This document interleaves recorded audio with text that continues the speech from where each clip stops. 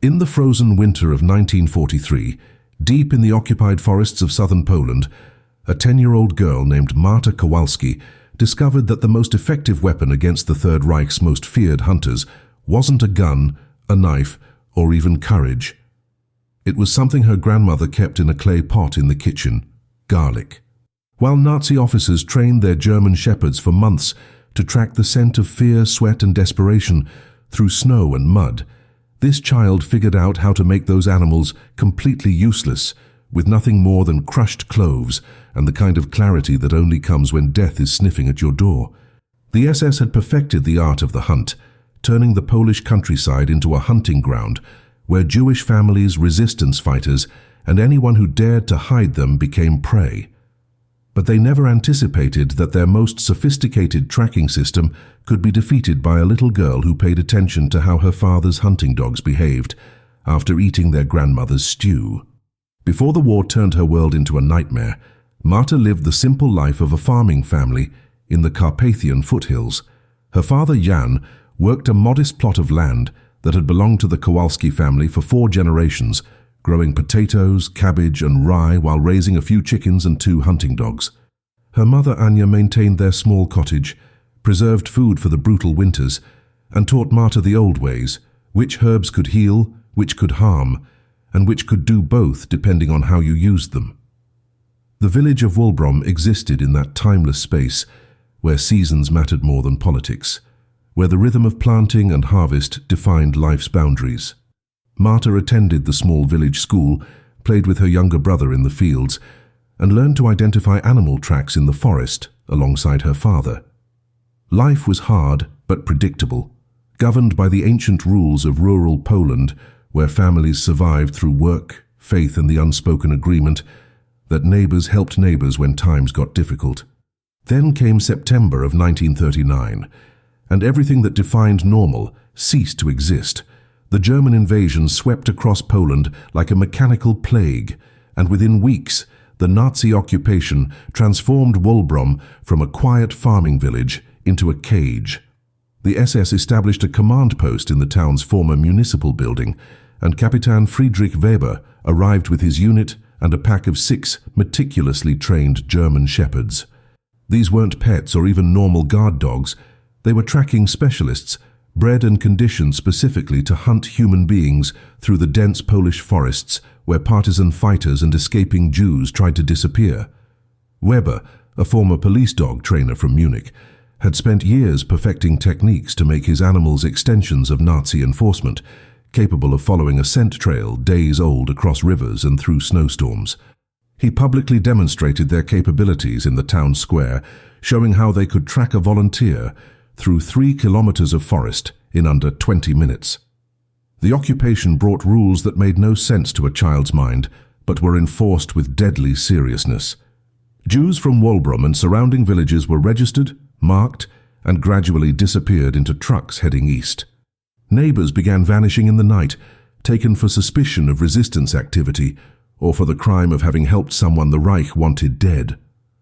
Jan Kowalski, like many Polish farmers, faced an impossible choice: watch innocent people die or risk his family by offering help. He chose the dangerous path, and the Kowalski cottage became a stop on an underground railroad that moved Jewish families toward uncertain safety. But every act of kindness created risk, and in occupied Poland, risk meant dogs, interrogations, and executions that Weber carried out with bureaucratic efficiency in the forest outside town.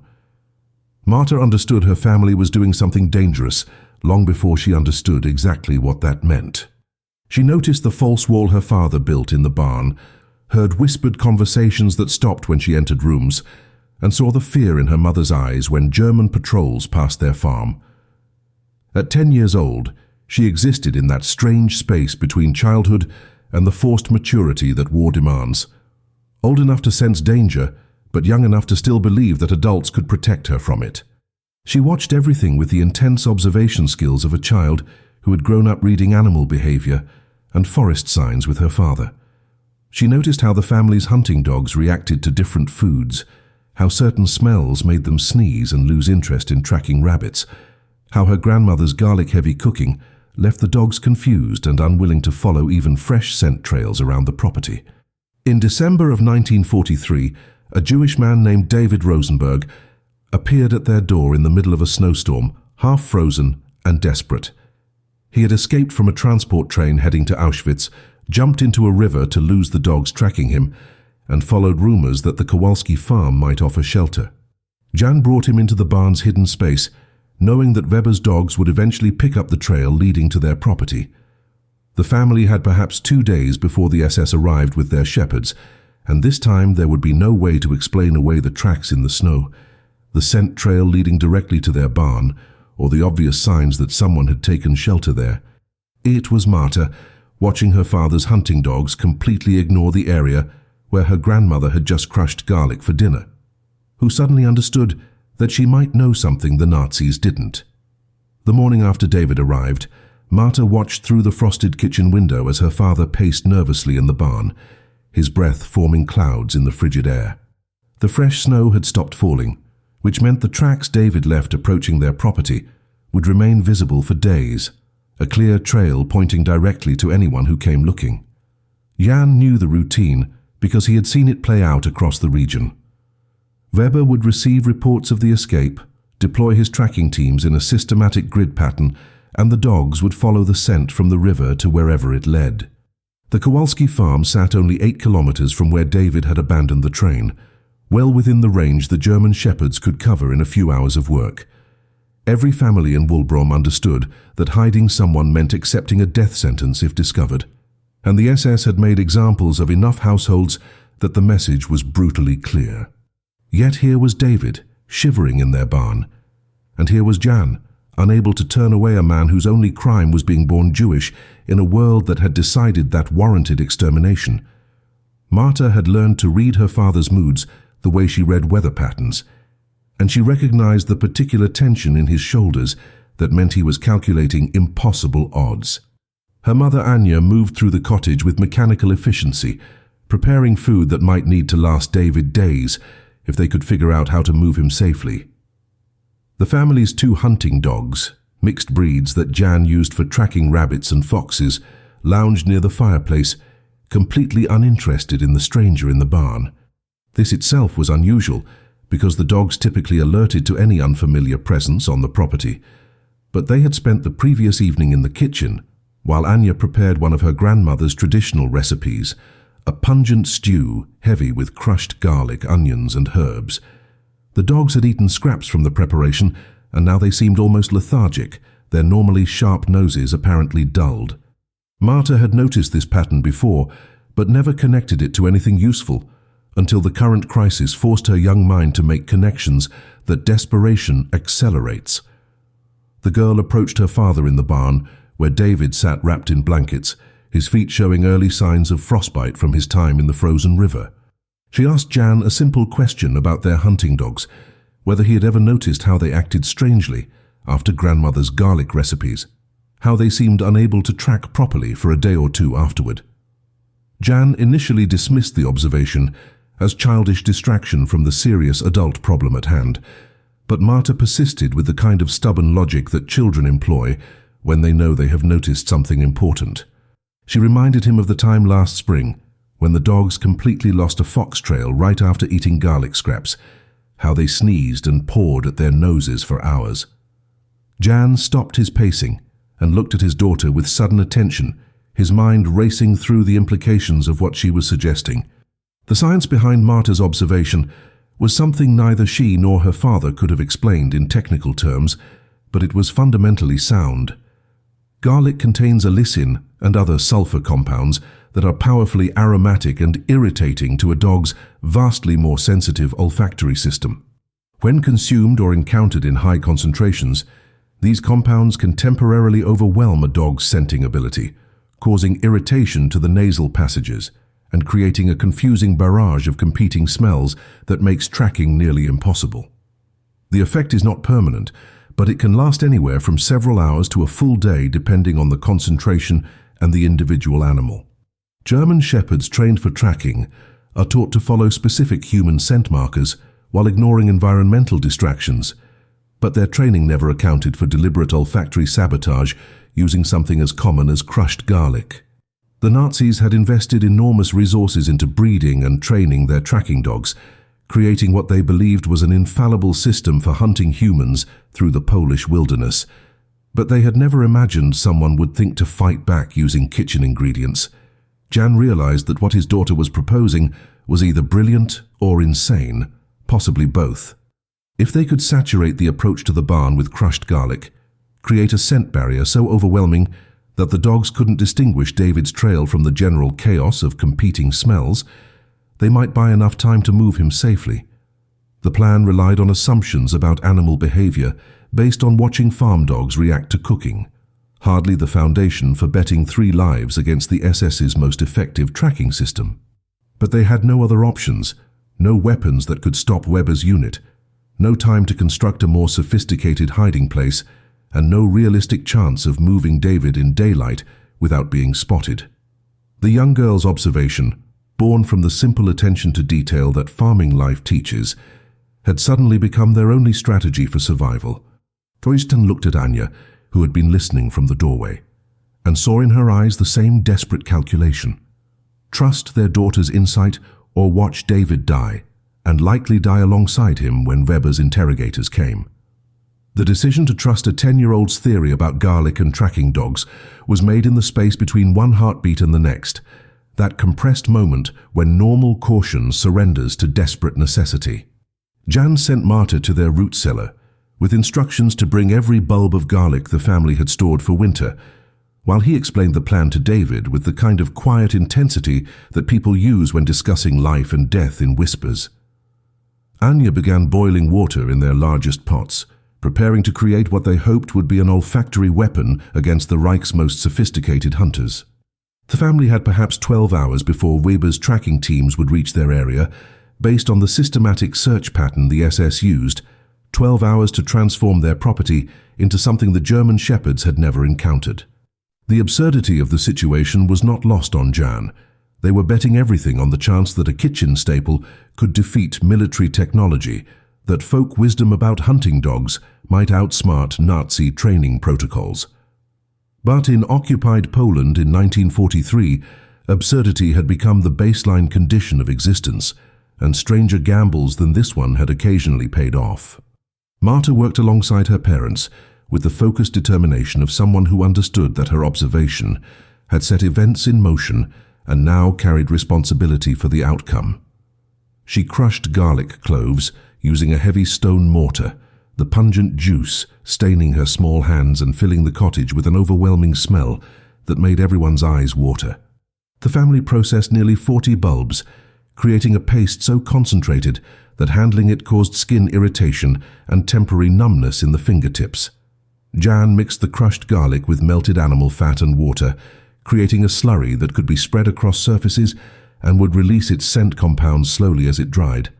The plan was to create multiple layers of olfactory confusion, saturate the area around the barn where David's scent trail was strongest, spread garlic mixture along the property boundaries to create false trails, and cover the actual hiding space with such an intense concentration that the dogs would physically recoil from investigating too closely. It was a strategy born from understanding how their own hunting dogs behaved, scaled up with the desperate hope that Wehrmacht-trained German shepherds would react similarly when confronted with sensory overload. As darkness fell on that December evening, the Kowalski family moved through their property like shadows, spreading their garlic weapon with the systematic coverage of people who understood they would get no second chance. Jan focused on the obvious approach routes, painting fence posts and trees with the mixture, creating a scent barrier that would hit the dogs long before they reached the barn itself. Marta, small enough to crawl into tight spaces, spread concentrated paste around the barn's foundation, and especially thick around the false wall that hid David. Anya created deliberate false trails leading away from the barn toward the forest, hoping to suggest that whoever had been on the property had continued moving rather than stopping to hide. They worked in silence, broken only by the crunch of snow under their boots and the occasional distant sound of dogs barking from neighboring farms, a reminder that Weber's teams were working their way systematically through the region. The winter night was brutally cold, well below freezing, which Jan hoped would actually help their plan by preserving the garlic's potency rather than allowing it to degrade. By midnight, the Kowalski property reeked so intensely of garlic that approaching within 50 meters made breathing uncomfortable, and eyes stream with involuntary tears. Their own hunting dogs had retreated to the far corner of the cottage, whimpering and pawing at their noses, refusing to go outside despite their normal eagerness to patrol the property at night. This reaction was simultaneously encouraging and terrifying. Encouraging because it suggested the concentration was sufficient to affect canine senses dramatically.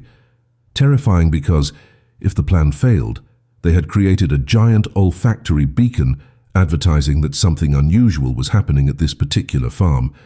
Jan sent his family to bed with instructions to act normally in the morning, to maintain their regular routine as much as possible, because any deviation from normal behavior would itself be suspicious.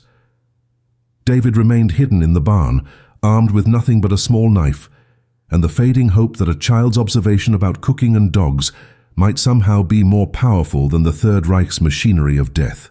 The next morning arrived with the crystalline clarity that follows fresh snowfall, the sun turning the landscape into a blinding white expanse that offered no cover and no mercy. Marta helped her mother with breakfast, forcing herself to eat bread and milk despite the nausea that fear produces in a child's stomach. Around mid-morning, they heard what they had been dreading, the distant sound of multiple dogs barking in coordination, the distinctive baying that tracking dogs make when they are working a scent trail. The sound grew steadily closer over the next hour, confirming what Jan had predicted. Weber's teams were following David's trail from the river, and that trail led directly to the Kowalski farm. The family watched from the cottage window as 3 SS soldiers appeared at the edge of their property, each controlling a German shepherd straining at its leash, the dogs pulling toward the barn with the confidence of animals that knew they had found what they were searching for. Kapitän Friedrich Weber walked behind his tracking teams with the casual confidence of a man who had never seen his dogs fail, his leather coat dusted with snow and his breath forming rhythmic clouds in the frozen air. He had been hunting escaped prisoners and resistance fighters through these forests for nearly 3 years, and his German shepherds had maintained a perfect record of finding whoever they were sent to track. The dogs had followed David's scent from the abandoned train car, across the frozen river where he had tried to lose them, and through 8 kilometers of forest with the mechanical precision that months of training produced. Weber knew the trail ended somewhere on this farm, because his lead dog, a 5-year-old male named Blitz, had begun the specific high-pitched barking that indicated close proximity to the target. The Kapitän had seen this scenario play out dozens of times. The dogs would pinpoint the hiding location, his men would extract whoever was concealed there, and the farmer's family would be arrested for harboring enemies of the Reich. It was a routine so familiar that Weber was already mentally composing the report he would file that evening. But as the SS unit crossed onto the Kowalski property, something unprecedented began happening to the tracking dogs. Blitz, who had been pulling eagerly toward the barn moments earlier, suddenly stopped, planted his feet, and began sneezing violently.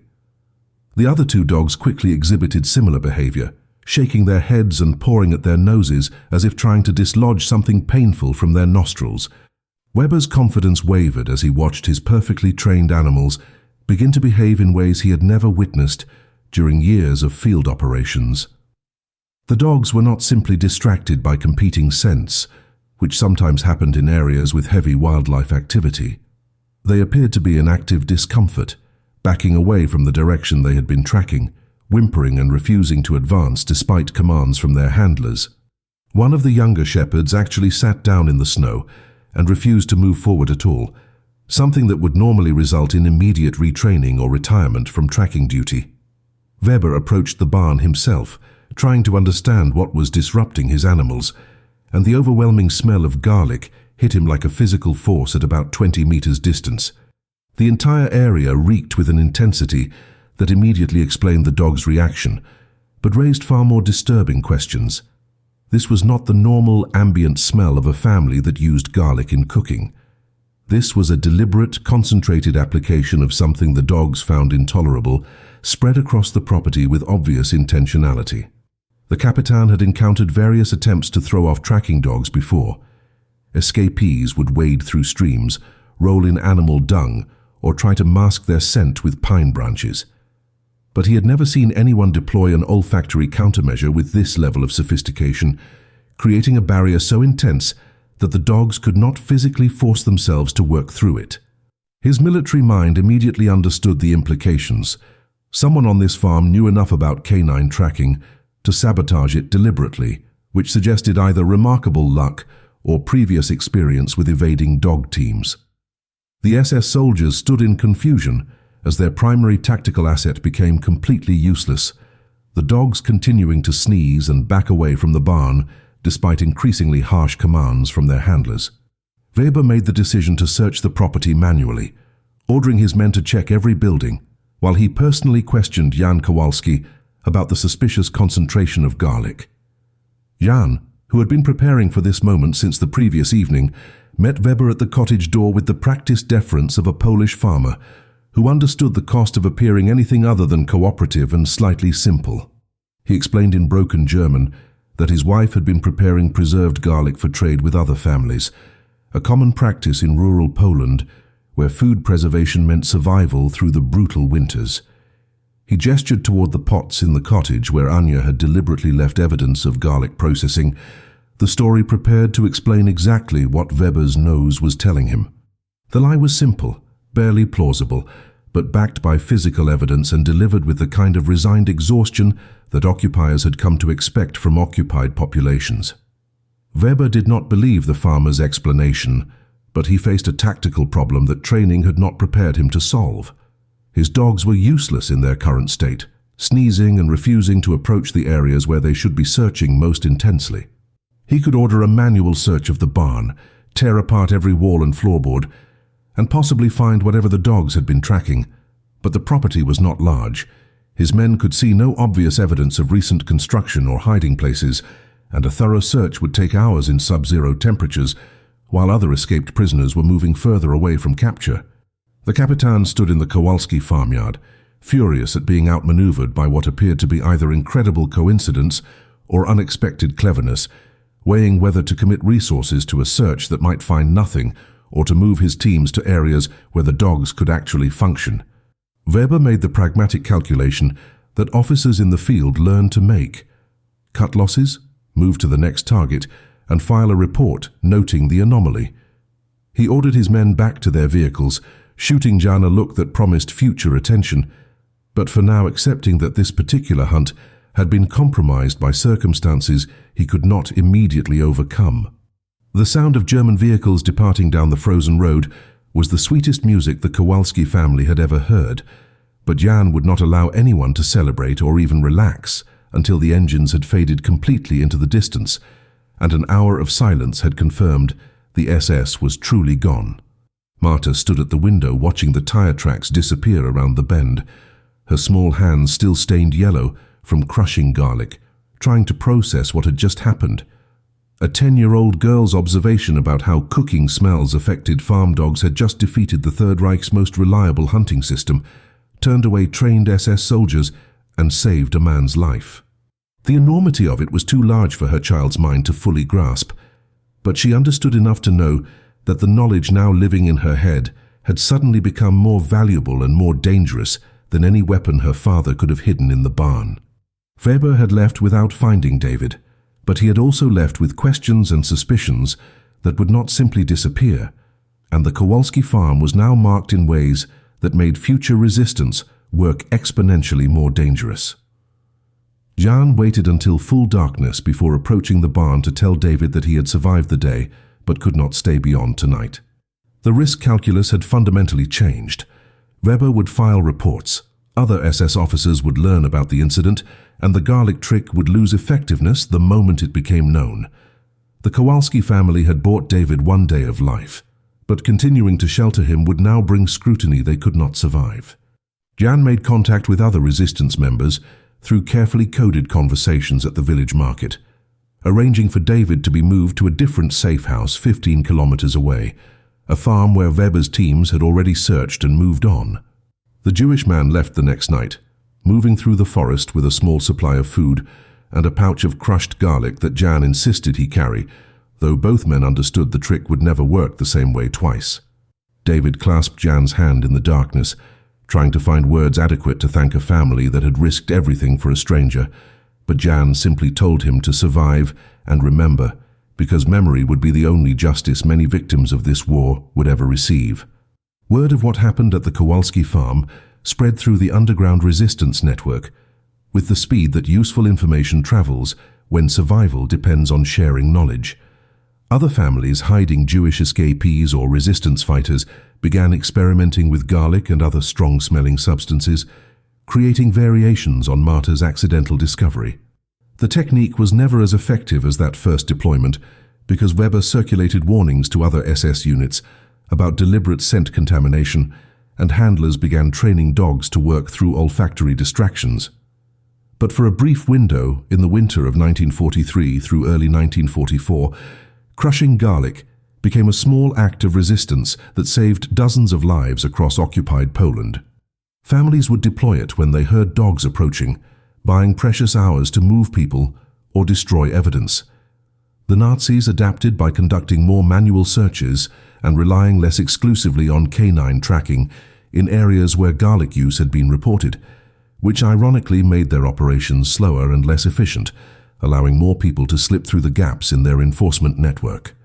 Marta's life returned to the careful routine of appearing normal under occupation, attending the village school where German officers now supervised the curriculum, helping her mother with endless household tasks, and watching everything with the sharpened awareness that comes from understanding how much difference small observations can make.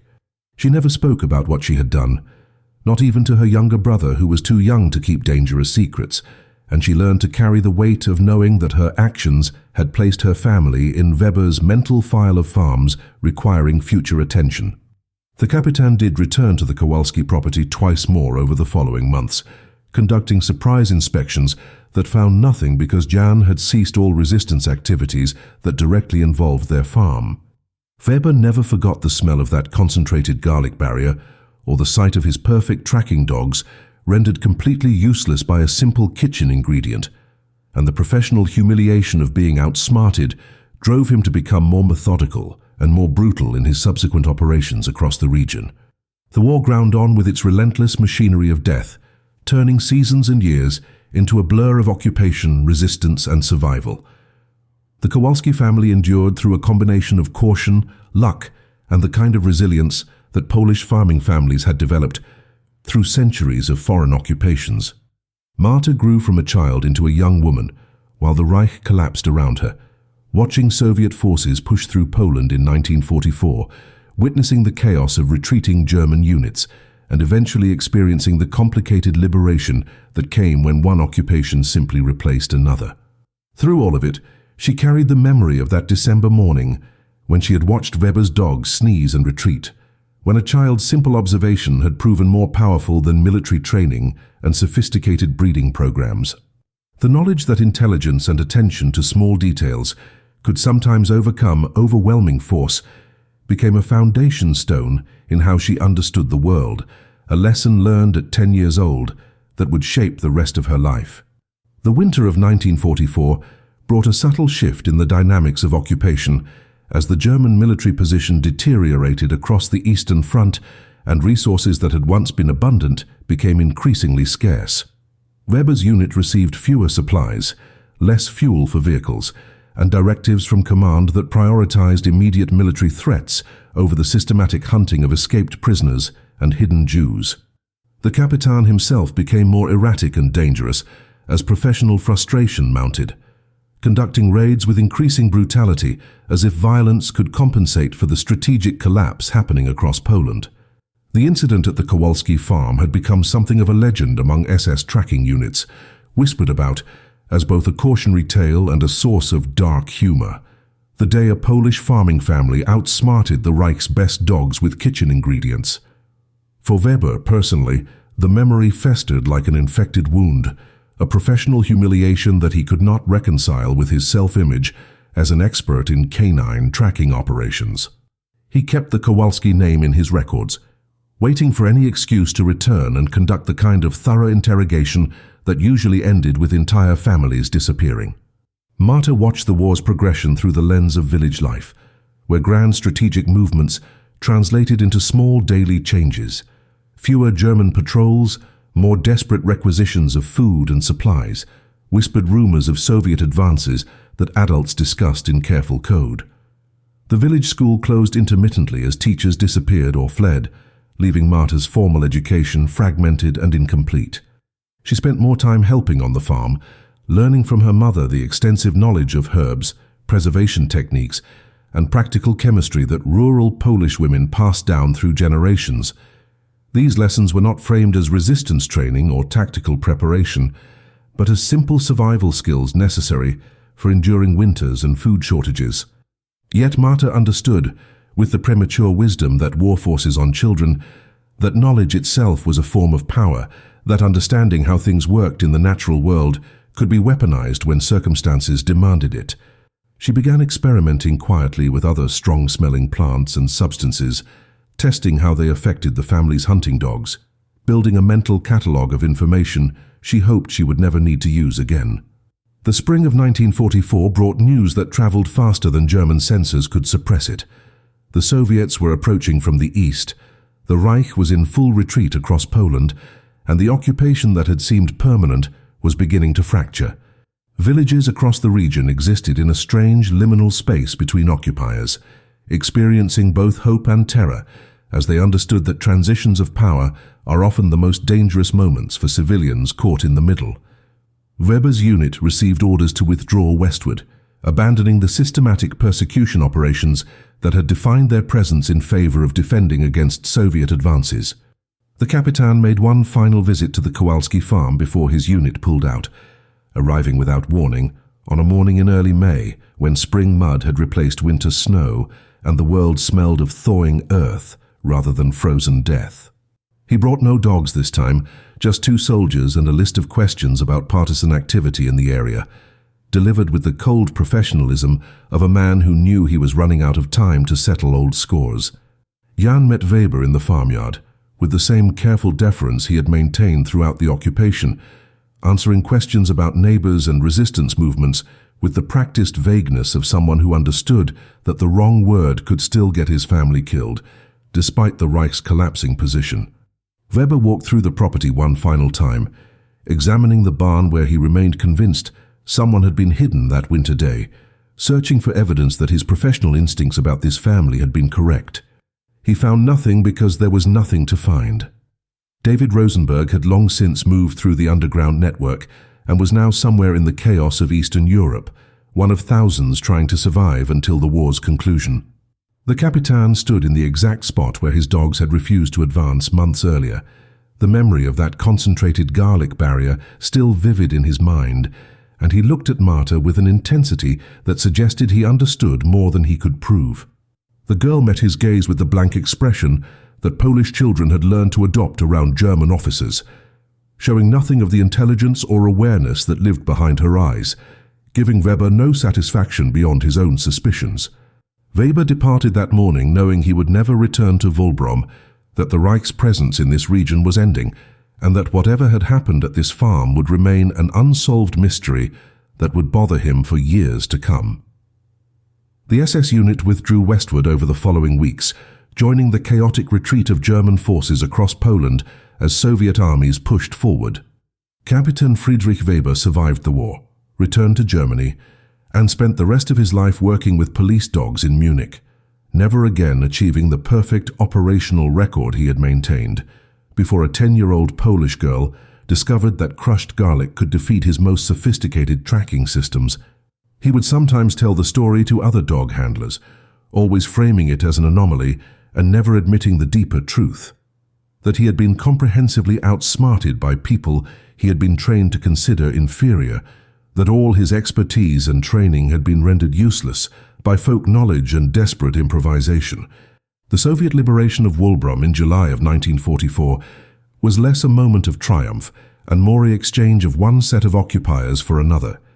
Though the immediate threat of racial extermination ended and Jewish survivors began the agonizing process of discovering how few of their family members had made it through alive. David Rosenberg was among those who returned to the region that autumn, having survived multiple close calls and hidden locations before the Soviet advance finally made movement slightly less deadly. He came back to the Kowalski farm on a cool October morning, thinner than Jan remembered, aged far beyond the few months that had passed, carrying the hollow expression that survivors wore when they were still processing the magnitude of what they had endured. David brought no grand gestures of thanks, no dramatic pronouncements about the debt he owed, just a quiet afternoon sitting with the family, sharing what little news he had gathered about other families who had tried to hide, other resistance networks that had succeeded or failed. He asked to meet Marta specifically, to speak with the child whose observation had saved his life, and when they finally sat together, he struggled to find words appropriate for thanking a girl who was now 11 for having the presence of mind to notice something about dogs and garlic that trained soldiers had never considered. Marta listened to David's stories of survival with the same quiet attention she brought to everything, absorbing details about other hiding places, other narrow escapes, building a mental map of how the resistance network had functioned across the region. She asked him practical questions that surprised the adults, whether anyone else had tried using strong smells to confuse tracking dogs, whether the technique had worked in other locations, whether the Germans had developed counter-tactics. David confirmed what the underground network had already learned.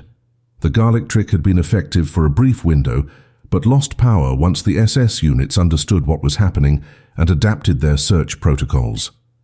The innovation's greatest value had not been as a repeatable tactic, but as a psychological weapon that introduced doubt into what had been the Reich's most reliable hunting system. Once officers like Weber learned that their dogs could be deliberately compromised, they began second-guessing negative searches and conducting more time-consuming manual inspections, which created exactly the kind of inefficiency that allowed gaps in enforcement through which lives could slip to temporary safety. The conversation between the child and the survivor touched on something profound about resistance under occupation. That effective opposition rarely looked like the dramatic acts portrayed in propaganda or later in heroic retellings. Real resistance was often small, improvisational, and built on whatever knowledge or resources people had immediate access to. Marta had not planned to become part of the resistance movement, had not undergone training or made conscious decisions about risking her life for political ideals. She had simply noticed something about how dogs reacted to garlic, mentioned it at a desperate moment, and inadvertently created a small tactical advantage that rippled outward through networks of people trying to save lives with inadequate tools and impossible odds. David told her that dozens of families had deployed variations on her discovery, that the technique had bought time for people to move or hide evidence, that children and grandchildren existed because someone had gained a few extra hours to escape a search. He could not quantify exactly how many lives the observation had touched, but he wanted her to understand that her willingness to speak up, to share what she had noticed even when adults might have dismissed it as childish irrelevance, had mattered in ways that extended far beyond their single encounter. The meeting ended with David departing once again, this time heading west toward displaced persons camps, and the long bureaucratic nightmare of trying to emigrate somewhere that might offer actual safety rather than merely the absence of immediate extermination. He left the Kowalski family a small bag of silver coins, pre-war Polish currency that had some residual value, and a promise that if he survived to build a new life somewhere, he would find a way to tell their story. Marta watched him walk down the road toward an uncertain future, understanding that she might never know what ultimately happened to the man whose life had intersected with hers for less than 48 hours, but whose survival had become permanently woven into her family's history. The girl returned to the rhythms of farm life under Soviet occupation, navigating new rules and new dangers, while carrying the private knowledge that small observations could have large consequences, that paying attention to the world around her was not merely curiosity but potentially a survival skill, survival. The years immediately following the war were brutal in different ways than the occupation had been, with Soviet control bringing its own forms of repression, food shortages that rivaled anything experienced under the Germans, and the slow grinding process of rebuilding a shattered country under a political system that trusted no one. Jan Kowalski was questioned multiple times by Soviet authorities about his activities during the war. The new occupiers as suspicious of resistance networks as the old ones had been, though for different ideological reasons. The family learned to navigate this new reality with the same careful attention to danger that had kept them alive under the Reich, understanding that the fundamental rules of occupied life remained consistent regardless of which foreign power was currently in control. Marta grew into her teenage years in this environment, her education continuing in fits and starts as the Polish school system was rebuilt according to Soviet models, her practical knowledge of farming and survival far exceeding any formal academic training she received. By 1947, when Marta was 14, the full scope of the Holocaust's devastation had become undeniable, even as Soviet authorities tried to frame the narrative exclusively around fascist aggression rather than acknowledging the specific targeting of Jewish populations. The girl who had once crushed garlic to save a single life now understood that David Rosenberg represented one of perhaps only 3,000 Polish Jews who survived out of the 3 million who had lived in Poland before the war, a 99% extermination rate that defied comprehension. She learned these statistics not from official sources, but from whispered conversations, from the empty homes in Wulbrom that would never again hear the families who had occupied them, from the devastating absence that hung over every village and town across Poland. The garlic trick that had seemed so clever in December of 1943 now felt almost absurdly small against the industrial scale of murder that had been operating across the occupied territories. Yet Marta also understood that dismissing small acts of resistance because they could not stop the larger machinery of genocide was itself a form of surrender to the Reich's posthumous victory. The true moment of reckoning came not from statistics or official histories, but from a letter that arrived at the Kowalski farm in the spring of 1948, forwarded through multiple intermediaries and bearing stamps from the American occupation zone in Germany. David Rosenberg had survived, had made it through the displaced persons camps, and was emigrating to the United States with a small group of other Polish Jewish survivors. The letter was brief and carefully worded to avoid attracting Soviet censors' attention, but it contained information that hit Marta with unexpected force. David had reconnected with other survivors who had been hidden by the same underground network, and through comparing stories they had identified at least 17 separate instances where families had used concentrated garlic to disrupt SS tracking dogs between December 1943 and March 1944. 17 times that people could specifically document, which suggested the actual number was higher, given how many rescue attempts left no records or survivors to tell the story. David's letter included names when he had them, brief descriptions of families who had deployed the technique, and his personal belief that Marta's observation had directly contributed to saving somewhere between 40 and 60 lives across the Carpathian region during those critical months. The numbers were impossible to verify with certainty, lost in the chaos of war and occupation, but they transformed how Marta understood her own history. She had spent years thinking of the garlic incident as a single desperate improvisation, her family's private story of surviving one terrifying day. The letter revealed that her insight had propagated through resistance networks, had been adapted and deployed by other desperate families, had become a small piece of tactical knowledge that people used to buy precious hours of survival. 40 to 60 lives saved was a number large enough to represent entire extended families. Children who grew up, marriages that happened, futures that existed because someone had gained enough time to move a hidden person before the dogs arrived.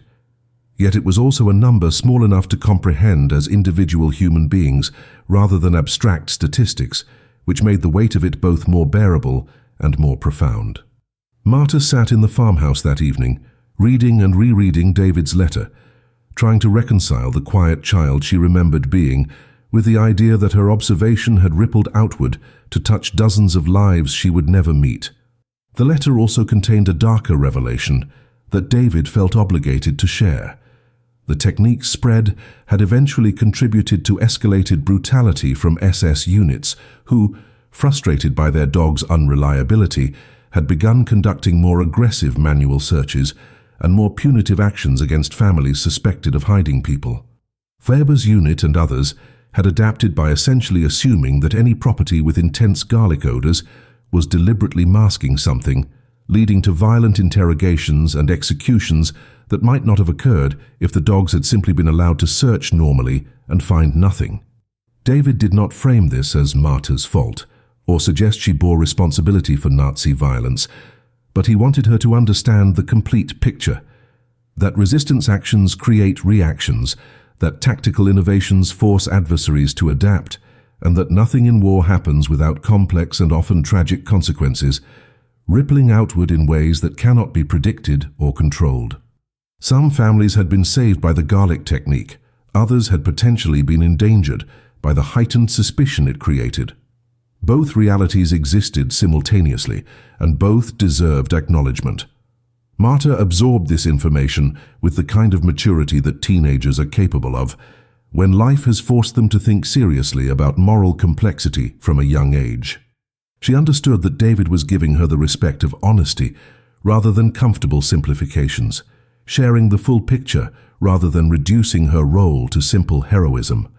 The girl who had crushed garlic at age 10 had acted from desperation and limited understanding, deploying whatever tool was available without the luxury of considering long-term strategic implications.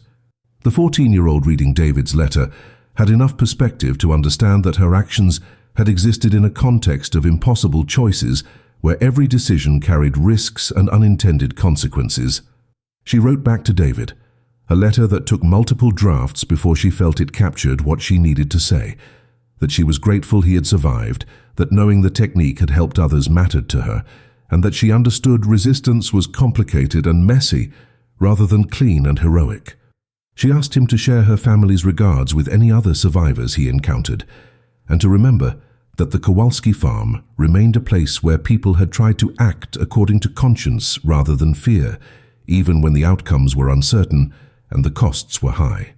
The exchange of letters between Marta and David continued sporadically over the following years, limited by the difficulties of corresponding across the Iron Curtain and the fact that Soviet authorities monitored international mail with paranoid intensity. David eventually settled in New York City, found work as a bookkeeper, married another survivor, and began the slow process of building a life after trauma that never fully heals but becomes something you learn to carry. His letters to Marta shifted from recounting war experiences to describing his attempts at normal existence, the strange displacement of living in safety after years of mortal danger, the survivor's guilt that came from being alive when so many others were not.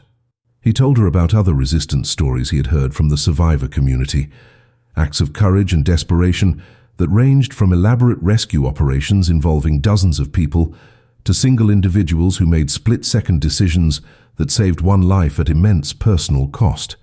The common thread through all these stories was improvisation under impossible pressure, people using whatever knowledge, skills, or resources they possessed to resist a system designed to make resistance fatal.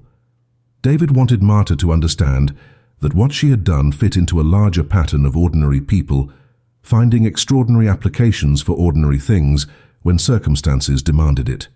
Marta's own life moved forward along paths that would have seemed impossible to imagine during the war years. She completed her education under the Soviet system, showing particular aptitude for chemistry and biology, subjects where her natural observational skills and her childhood spent learning about plants and their properties gave her advantages. She eventually attended university in Krakow, one of the few young women from rural backgrounds who made it to higher education in the early 1950s, studying agricultural chemistry with a focus on natural compounds and their practical applications. Her professors never knew that her interest in how organic substances affected animal behavior stemmed from crushing garlic to defeat Nazi tracking dogs at age 10. But that foundational experience shaped her entire approach to science. The understanding that theoretical knowledge mattered most when it could be translated into practical action, that folk wisdom often contained sophisticated understanding waiting to be formalized, and that small interventions at the right moment could produce disproportionate effects. In 1956, when Marta was 23 and working as a research assistant at an agricultural institute, she received what would be David's final letter. He had been diagnosed with lung cancer, likely caused by the months he had spent hiding in damp, poorly ventilated spaces during the war, breathing mold spores and chemical fumes that had slowly destroyed his respiratory system. The cancer was advanced and treatment options were limited, but David wrote with remarkable clarity about what he wanted to say before the opportunity passed. He told Marta that he had been thinking about the garlic incident for 13 years, about the chain of small decisions and observations that had led to his survival, and he had reached a conclusion he wanted to share: that her greatest contribution had not been the tactical trick itself, but the willingness to speak up as a child when adults were making desperate calculations. The world trains children to defer to adult authority and accept that they lack relevant knowledge.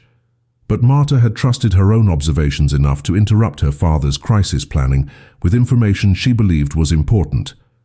That intellectual courage, that refusal to self-censor based on age or status, was the real lesson David thought should be preserved from their story.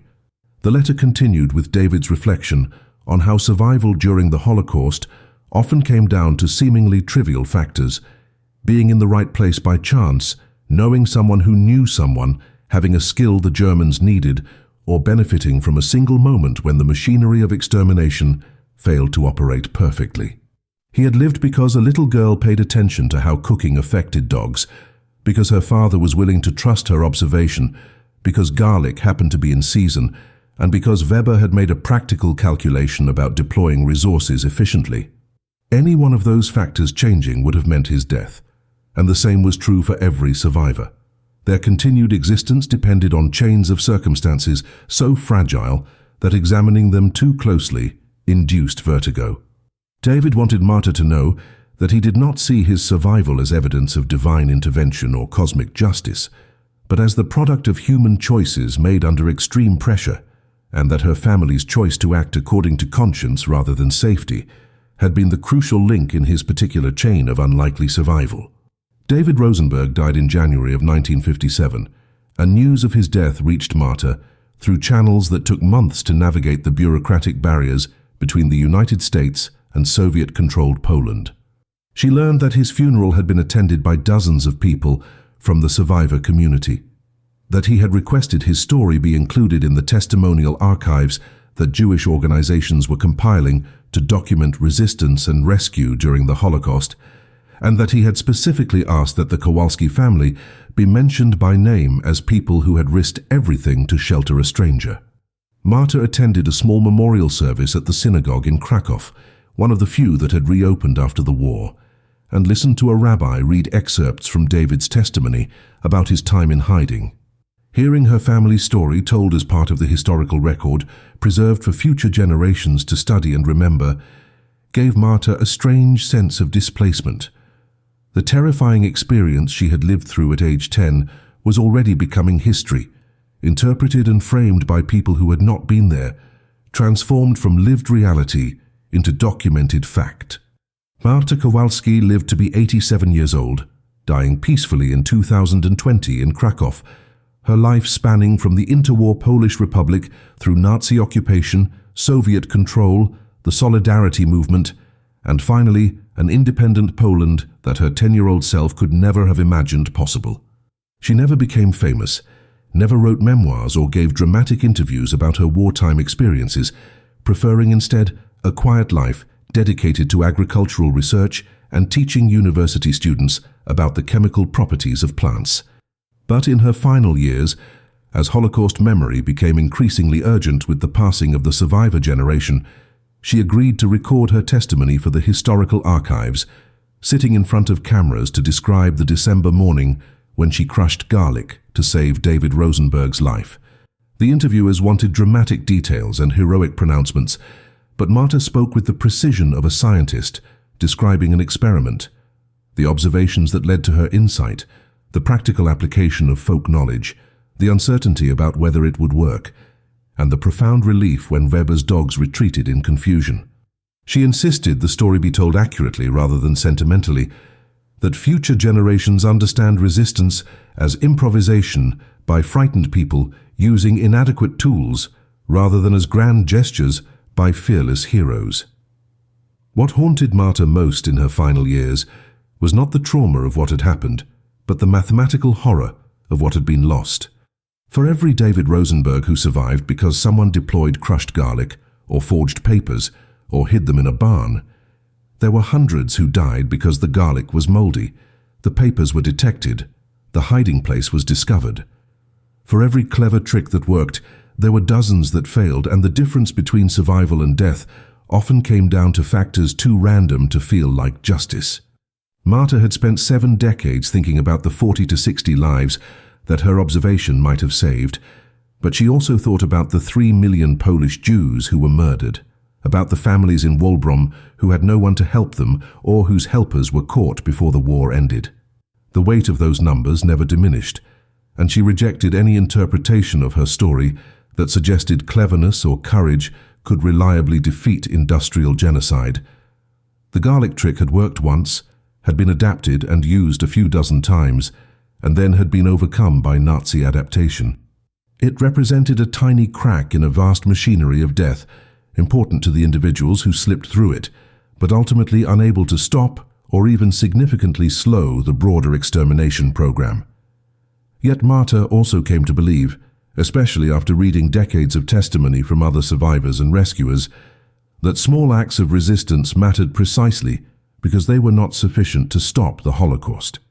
The Third Reich had devoted enormous resources to creating systems of total control, to making resistance appear futile, to convincing both perpetrators and victims that the machinery of genocide was inevitable and unstoppable.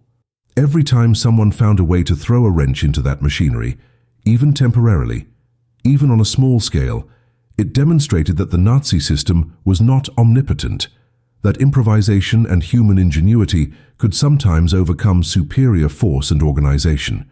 The psychological importance of this resistance extended beyond the immediate lives saved. It provided evidence that ordinary people retained agency even under totalitarian occupation, that conscience and compassion still existed alongside the horrors, and that the story of World War II was not simply a narrative of victims and perpetrators, but included a third category of people who refused to accept the binary choice between collaboration and passive acceptance. The question that Marta posed to her students and to anyone who heard her story was profoundly uncomfortable. What would you have done? It is easy to imagine ourselves as heroes when we read about history from positions of safety and comfort, easy to condemn those who collaborated or remained silent, easy to celebrate those who resisted. But Marta insisted that her students confront the reality that resistance meant risking not just their own lives, but their children's lives, their parents' lives, the lives of everyone connected to them. The Kowalski family had been fortunate that the garlic trick worked, and that Weber made the tactical decision to move on rather than conduct an exhaustive search. If either factor had gone differently, Marta's 10-year-old self would have watched her parents shot in their own farmyard, would likely have died alongside them, and the story would have been one more anonymous atrocity among millions. She asked her students to sit with that knowledge, that doing the right thing under occupation meant accepting the high probability of torture and death. That moral courage in such circumstances came at costs most people in free societies never have to contemplate. The question was not meant to excuse those who collaborated or to diminish those who resisted, but to force genuine engagement with the impossible moral arithmetic of living under totalitarian rule.